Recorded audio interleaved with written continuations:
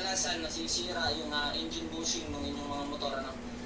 Makikita nyo kasi dyan, rubber bushing lang yung nakalagay. Yan mo nga, oh. Niya to, kaya mas madaling nasisira. Pati Matutulog pa siya. Pil na pil niya. Pil na pil niya. Oh, yung dalawa, hindi dumidedilab. Busog na yan, kailangan na pa yan eh. Bili na ako na kanina eh.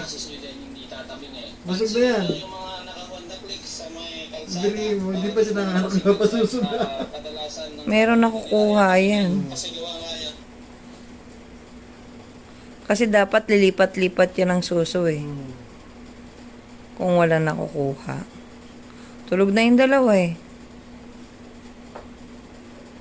Ang galing na nga magpadede ng Mama Holly. Oh, tulog na tulog. Grabe.